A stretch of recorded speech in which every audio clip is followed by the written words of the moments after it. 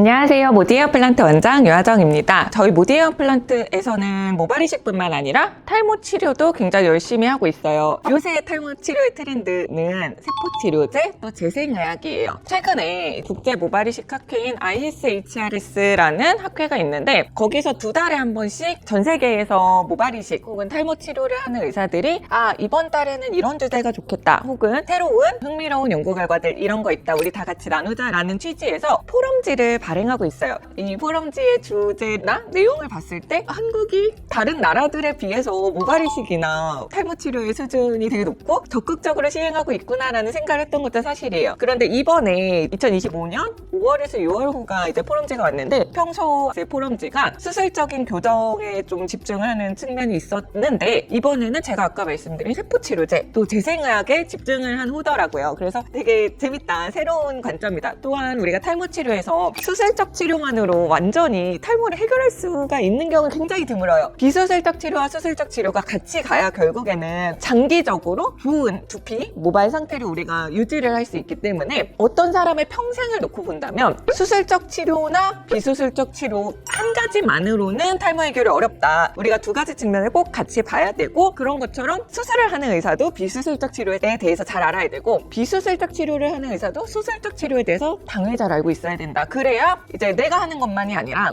최대한 좋은 그리고 최대한 효과적인 방법을 제시해 줄 수 있기 때문이에요. 그래서 서론이 길었는데 그래서 이번 포럼지에서 재밌는 얘기들이 많이 나왔어요. 그런데 최근에 비수술적 탈모 치료에서 의사들이 제일 관심을 많이 가지고 있는 건 아까 말씀드린 세포치료제, 재생의학이에요. 세포치료제가 뭐냐? 우리 왜 인터넷에서 사실 탈모 치료 관심 많으신 분들 진짜 많이 보셨을 거예요. 줄기세포, 엑소좀 이런 것들. 그러니까 내 세포 중에 분열면에 있는 세포를 이용을 하는 것들이 줄기세포 치료, 세포치료제, 그리고 세포들의 세포 부산물 혹은 세포의 분비물, 엑소좀 이런 것들까지 다 포괄하는 게 재생의학의 개념이다라고 보실 수 있는데 이번 포럼지에서는 역시 엑소좀, 세포의 분비물들이죠. ISHRS는 모발 이식을 하는 의사들의 모임이에요. 그러니까 수술적 치료를 주로 하는 사람들이 우리가 수술적 치료만으로는 부족하다. 그래서 이런 비수술적 치료 어떤 거 할 수 있을까를 논의해본 화였다라고 보이는데요. 여기서 제가 제일 재미있게 읽었던 거는 비절개 모발 이식을 하는 의사가 모발 이식에서 나온 모낭들 중에 잘리거나 괜찮은 모낭이지만 약간 이식에 적합하지 않은 상태 아니면 좀 상처 입은 모낭 이런 것들을 모아서 그 모낭 조직에서 세포를 분리를 합니다. 모낭 줄기세포를 분리를 해서 환자에게 앞에 부분을 심고 뒤에 부분은 이 모낭 조직에서 분리한 세포를 주사해서 20명씩 모낭 줄기세포를 맞은 사람, 안 맞은 사람을 경과를 비교했던 연구가 제일 흥미로웠어요. 왜냐하면 저희도 이 비슷한 걸 하거든요. 하지만 이 연구에서 발표된 것보다 더 좋은 방법을 써요. 그래서 이 연구 일단 설명드리고 모디에어 플란트가 이 방법보다 더 좋은 방법을 사용하는 이유에 대해서 말씀을 드릴게요.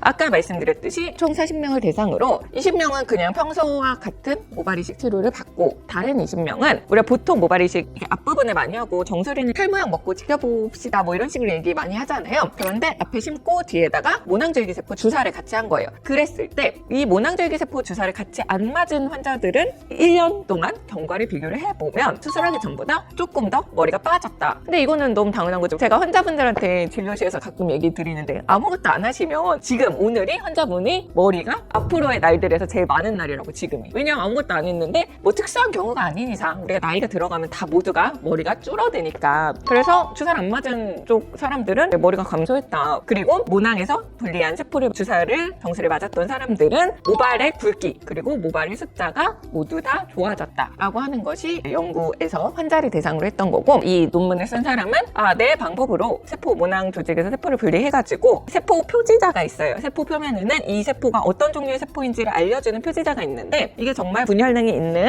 모구 세포, 헤어폴리클 더말 파필라 셀 HFDC라고 하는 세포인데 이 HFDC임을 입증해줄 만한 표지자들이 있어요. 그 세포 표지자들 우리가 면역형광 염색 해봤을 때 4케이스 정도 보내봤더니 4케이스 모두 다 이 면역형광 염색으로 HFDC가 포함됨을 증명을 하였다라고 하는 게 이 연구의 주장하는 점이에요. 근데 다만 이거를 자세하게 읽어보면 아쉬운 점이 있어요. 일단은 모디에어 플란트에서 모낭조직세포 연구소를 운영하고 있잖아요. 딱 봤을 때 제일 먼저 생각이 들었던 건 이 모낭조직에서 세포를 분리를 할 때 트립신을 썼어요. 그래서 아니 트립신을 쓴다고? 원래는 우리가 제대로 세포를 분리하려면 콜라겐화제를 써야 돼요. 이 트립신은 조직에서 세포를 분리할 때 잘 쓰지 않거든요. 트립신하고 콜라겐화제하고 이런 차이가 있습니다. 그런데 여기서 이제 이 의사가 이제 써놓은 건 그래요. 사실 콜라겐화제는 비싸고 이 역할을 유지하기 위해서는 보관이나 다른 설비들이 필요하고 콜라겐화제를 처리하고 세포를 분리하는 과정이 트립신을 처리하는 것보다 훨씬 더 시간도 많이 걸리고 까다롭고 전문 지식을 가진 사람이 있어야 돼요. 근데 트립신은 사실 보관도 그렇게 까다롭지 않고 콜라겐화제보다 훨씬 싸고 효소를 좀 쳐놓고 좀 시간 지났다가 분리해서 좀 쉽게 얻을 수 있는 거예요. 대신 세포 독성이 있기 때문에 세포 자체를 좀 훼손할 수 있는 측면이 있거든요. 그래도 안 하는 것보단 낫다. 잘린 모낭 그냥 버리기 너무 아까우니까 이 손상된 모낭을 트립신이라도 써서 그나마 우리가 얻을 수 있는 세포라도 얻어서 환자들에게 주자라는 취지에서 이 연구를 시행을 한 거예요. 그래서 제가 봤을 때는 트립신 쓴 게 아깝지만 그래도 버리는 모낭 너무 아깝다. 이거는 모발이식 의사로서 진짜 제가 공감하는 내용이어서 그리고 해외에 있는 의사들도 비슷한 생각을 하는 사람들이 늘어나고 있어서 HFDC의 탈모 치료 효과에 대해서 좀 더 많은 좋은 연구들이 많이 나왔으면 좋겠다라고 하는 것이 저희 이 논문에 대한 감상이에요. 그래서 이런 식으로 사실 탈모에 있어서 비수술적 치료 또 수술적 치료를 통합하려는 움직임들은 전 세계적인 트렌드라고 보시면 돼요. 그리고 제가 이제 수술하러 오시는 분들한테도 항상 말씀을 드리는 게 수술하고 땡이 아니에요. 앞으로 모발을 관리하고 뭔가 약을 먹고 주사를 맞고 치료를 하는 과정은 평생에 걸쳐서 분명히 우리가 지속이 돼야 된다. 최소 경과관찰이라도 잘 오셔야 된다라고 말씀을 드려요. 이제 모디에어 플란트에서 하는 것처럼 내 모발의 세포는 사실 굉장히 귀중한 세포예요. 이거를 버리지 않고 모발 이식에서 나오는 모낭의 모낭 줄기세포를 버리지 않고 내가 최대한 활용을 해야 귀중한 내 모발들을 평생에 걸쳐서 최대한 지킬 수 있어요. 그래서 이런 연구도 있다라는 거 좀 재미삼아서 알아봤고 여기 이 논문보다 더 좋은 방법 모디에어 플란트를 사용하고 있으니까 걱정하지 않으셔도 된다. 그래서 이거 보시고 궁금한 점 있으면 댓글로 질문 달아주시고요. 좋아요와 구독도 부탁드립니다. 감사합니다.